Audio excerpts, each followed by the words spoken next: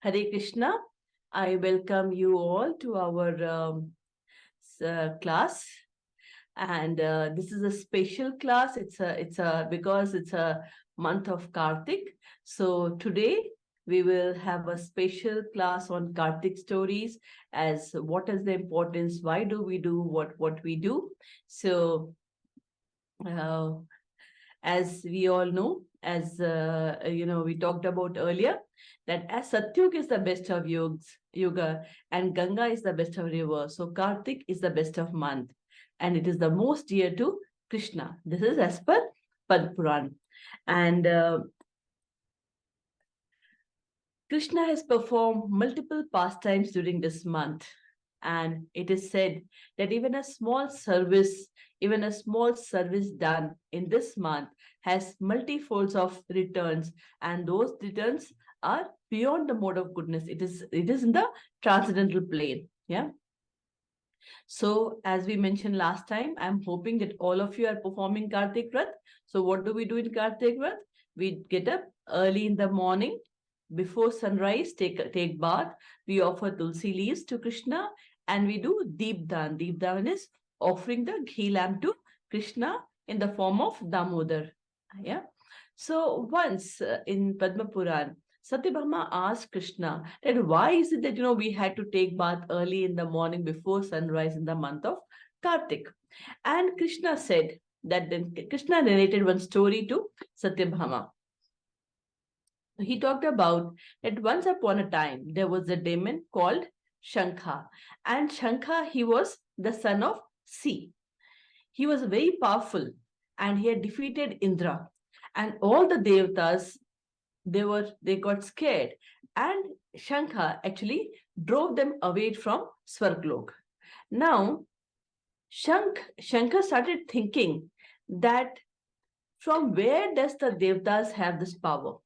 And he realized that because the devatas have possession of this powerful mantras of Vedas, because which makes the devatas extremely powerful.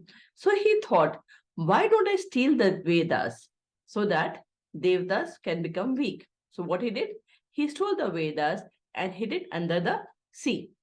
Now all the devatas, they got very worried and approached Brahmaji to help them. Now Brahmaji, along with devatas, he went to Vaikunth and started praying to Lord Vishnu. Now Lord Vishnu was sleeping, and all the god and goddesses, along with the Brahma, prayed to him. Now, listening to that, Vishnu woke up. The day he woke up, that day is celebrated as Devuthan Ekadashi. And Lord Vishnu has blessed that anyone who would pray and sing glories of him on this day will be very dear to me and would come to me without doubt. So Devuthan Ekadashi is on 23rd of November. So we have an opportunity to again pray to Vishnu, do fasting, and do as much service, as much prayers as we can on that day. Now, Lord Vishnu, seeing the Devatas, when he got up, he saw the Devata Brahmaji, and he immediately understood why they are there. And he promised that, okay, he will kill Shankasur and would get the Vedas back. He also blessed that from this day onwards, every year in the month of Kartik, all the Ved mantra, all the yagna, and he himself will reside in water. And anyone who would rise up early in the morning and take bath would stay always with him. And that is the reason, especially in the month of Kartik, this is a blessing given to all the rivers.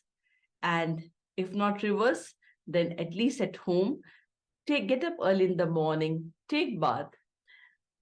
And after saying that, Lord Vishnu, he turned into a small fish, and he fell into the hands of Kashyap Muni, who was praying at that time. Now Kashyap Muni saw the fish and took it and put him in his kamandal. He could not fit him there. After some time, what he did, he reached home and took the fish out from kamandal, and he put it in the well near his house. And suddenly he saw that the fish has immediately expanded and was not able to fit in the well. So what he did, Kashyap Muni took the fish and put the fish in the nearby pond. Now the fish even got bigger and could not fit in the pond, and then he took the fish and finally he put the fish in the sea. Now Lord Vishnu, once he reached the sea, he fought with Shankasur and killed him.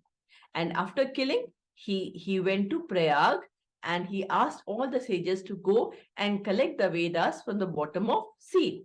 Now, whichever rishi got hold of whichever part of Vedas and brought to Krishna, Vishnu, that rishi is known as the owner of that part of Vedas, of those mantras. At that time, he blessed that down the line, Sage Bhagirathi will get Ganga down, and it will meet Yamuna in Prayag, and anyone who stays in this place would also be very dearer to him. So that is why we are supposed to get up early in the morning and take bath before sunrise. Then the next thing is we offer tulsi leaves to Vishnu, to Krishna. Why do we offer tulsi leaves? So tulsi is very, very dear to Krishna. It's very, very dear to Krishna. And anyone who offers even a single leaf of tulsi to Krishna during this month is equivalent to offering 10 million cows. Yeah. We also know that it is in this month of Kartik that Tulsi Vivah with Shaligram also happened. Yeah. It many says it is on Ekadashi. Someone says it is on Kartik Purnima. But so that is how. So Tulsi Vivah also happened in this month. The next is in Padma Puran, we say that we offer the ghee lamp to Krishna. So in Padma Puran, Satyabhama asked Krishna, I would like to know that what austerities I had done that I became your wife. Then Krishna narrated this story to Satyabhama. He said, in your previous life, you were Gunavati and you were the daughter of a very, very religious Brahmin called Dev Sharma and lived in Haridwar. And Dev Sharma was expert in the knowledge of Vedas. He had his disciple called Chandra. And one day, Dev Sharma Dev Sharma got Gunavati married to Chandra. Now, one day, Dev Sharma and Chandra, they actually went to get the woods from the Himalayas. And there what happened? A ferocious demon came and he ate both of them. Now, when this news reached Gunavati, she was extremely pained as she was alone. But what she did, she gained her courage back and then performed the rites of her father and her husband properly. And after doing everything, she dedicated her life to Krishna. From that day onwards, she started living an extremely austere life. And throughout her life, she did two things. She always followed the austerity and the vrat and the Ekadashi Vrata, and she also followed the vows of Kartik, the Kartik Vrata. And what is that? Get up early in the morning, take bath, offer tulsi leaves, do deepdan, do chanting as much as you can, do as much, read scriptures, go around visiting temples, holy places, and do as much devotional service as you can. And she did that throughout her life. She did that, and when she got old, although she was not well, but she still continued to go to Ganga to take bath. And one day when she went to the bank of Gangas, she actually fell and she was taken by the Vishnu Dutas in a beautiful plane to the Vaikuntha planet. Now, when Krishna comes, he does not come alone. So 5,000 years back, when Krishna came on this earth, he brings all his associates along from the Vaikuntha and from the Goloka to earth. Yeah. So when Krishna came, at that point of time, Dev Sharma, who was Gunavati's father, he came as Satyajit, and Satyajit became Satyabhama's father. Her husband, Chandra, he was Akrur, and Gunavati herself was Satyabhama. So, and Krishna narrates this story to Satyabhama in Padma Puran and says that because she had followed the austerities of in the Kartik month, she had satisfied him by her austerity and devotional service she did, and anyone who does that is becomes very very dear to Krishna. So these are the three stories of taking bath and early in the morning and offering tulsi leaves and then doing deep dan. There are many such stories in Padma Puran which talks about what happens when we offer deep when we do deep dan in the month of Kartik. So we must offer ghee lamp to Krishna, preferably at least twice if we can, at least once if we can, or more time, as much as you can, to Krishna. Now, Kartik month is also called Damodar month. It's also called Damodar month. And then there's a story in Srimad Bhagavatam which talks about this Damodar month. Yeah, in Srimad Bhagavatam, um, the, Damodar is also the name of Krishna, the young Krishna, the small Krishna, when he was 3 years old. Damodar means dam and udar. Dam means rope, and udar means stomach. And what did Yashoda Ma do? Yashoda Ma successfully bind Krishna by the rope. Yeah, and that's how he got the name Damodar. Yeah, so let me narrate you the story of Damodar, of the Damodar month, Damodar, from Srimad Bhagavatam. So we all know that Krishna is called Makhan Chora. Now he was just 3 years old, and he used to go around into various gopis' house and steal butter. Now we have learned in Gita that who is Krishna?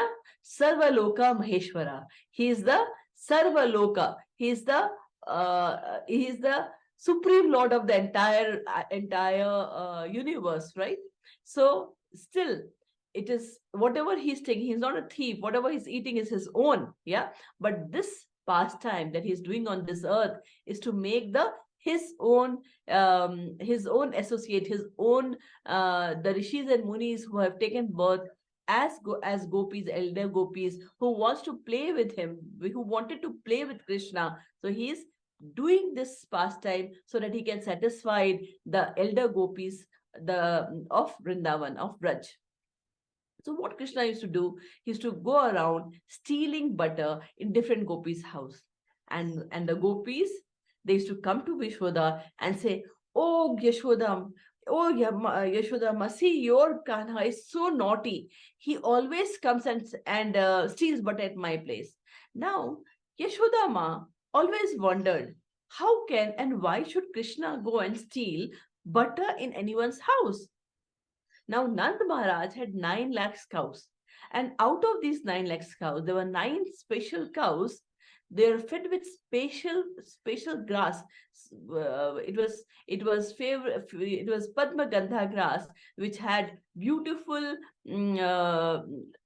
flavor, beautiful smell, and that used to be fed to these cows, and then the milk was given to Krishna. So, we should say, why should it happen that my Krishna will go around? So she should have to believe it. Now, once what happened is, it was Diwali day, and Mother Yashoda had decided, okay, I will, on my own, I'm going to make butter for Krishna. And what she did, she actually started preparing. She had put the curd of the special milk, and then what she did was, early in the morning, it was Brahma Muhurat, early in the morning, Krishna was still sleeping, and she put all the curd in a pot, and she started churning the pot, and she started churning the pot to take out the butter. Now, while doing that, she was lost in the memories of Krishna.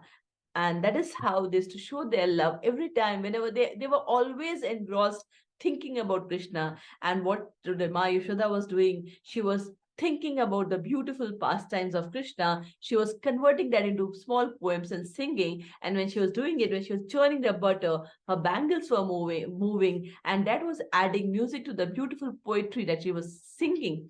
And her earrings were dancing. Her earrings were dancing to the lyrics that she was playing, and she was totally lost in the thought of Krishna. And because of that, her milk started flowing from her breast. Now Krishna was sleeping in the other room. Listening to this, he woke up and felt hungry.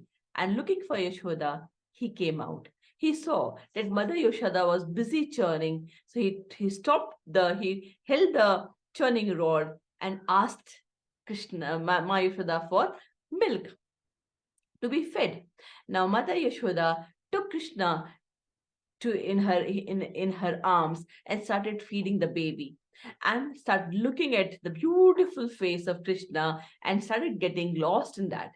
In the meantime, what happened? She had put that special milk, the which was from the special cows that was fed the Padmagandha grass, and that she had put on the for boiling. And what happened? She saw that she realized that the milk is about to fall, and to save the milk, because out of with all effort she had actually boiled that milk for Krishna.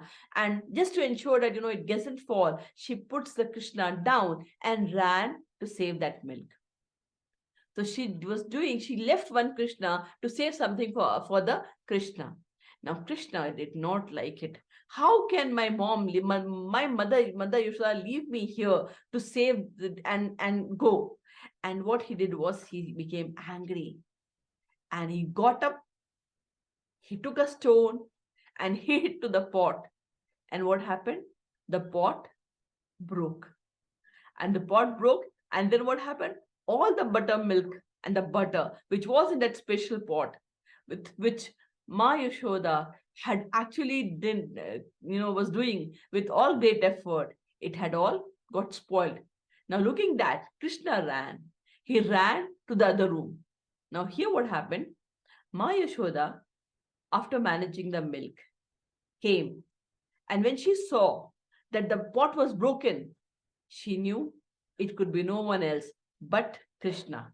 She started looking here and there for Krishna, but Krishna was nowhere. Then she noticed the small footsteps of Krishna going towards the room. And what she did? She ran. She slowly moved there to see. And when she slowly opened the door, she saw Krishna was standing on the mortar. We know that okal that we have. In English, we call it mortar. That was upside down. He was standing on the mortar, and there were swings hanging from the top, which was having the curd pots. And what Krishna was doing, he was holding the swing, taking out the butter from the pots, and was throwing out towards monkeys who were outside of the windows. Now, seeing that all her effort is now being thrown to monkey, Ma Yashoda became very angry. She took one stick and went inside towards Krishna. Now, Krishna, seeing mother with the stick, got scared and started running. Now, Yashodama was very angry and started following Krishna with the stick. Now, Krishna, being small, he could run faster, and Mother Yashoda, with all her being heavy, but she continued running after Krishna to hold him. And it was a beautiful scene where Krishna was running, and Mother Yashoda was following Krishna to hold him. And doing that, Krishna used to look back fearfully and still continued running. But Mother Yashoda finally caught him. Now, and as soon as Krishna saw the stick there, he started crying. Mother Yashoda, realizing that Krishna is fearful, she threw the stick away. She threw the stick away, but was worried that it should not happen, that Krishna will run away because of fear. So she wanted to tie Krishna so that he does not disturb her more and is tied and does not, out of fear, run away and do something. So she found the mortar, who was a part in who also participated in throwing the butter along with Krishna. She took the rope and started tying Krishna. Started tying Krishna. And then what happened?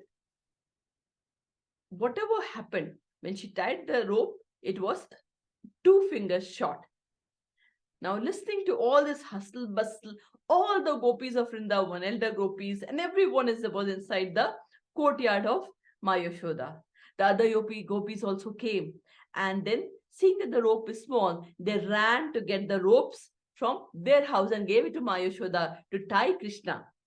Now, Ma Yashoda continued tying Krishna, and whatever she did, the rope was always 2 finger short. The rope was always 2 fingers short.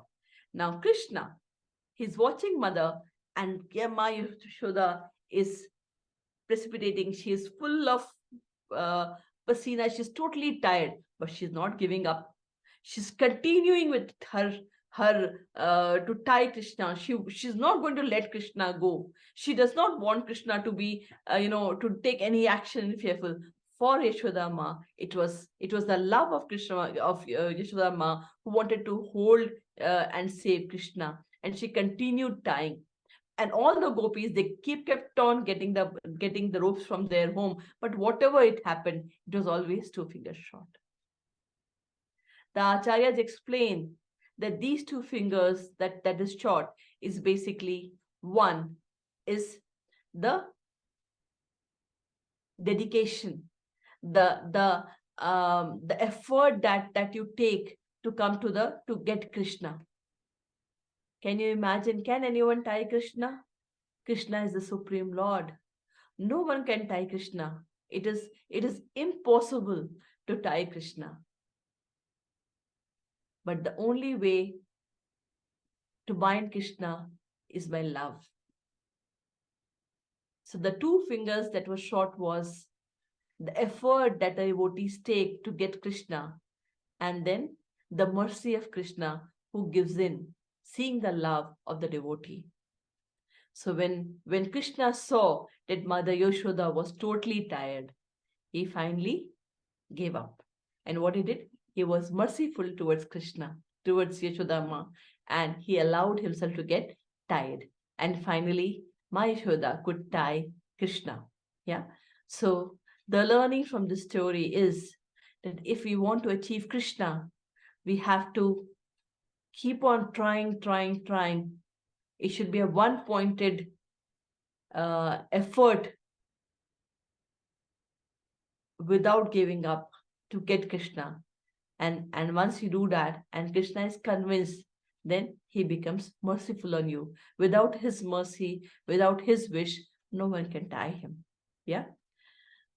So this is the story of Damodar and Damodar month, and it is in Bhagavatam, and there's Damodar Ashtakam that we sang last time. So I hope that all of you. So with this, we'll close today's class.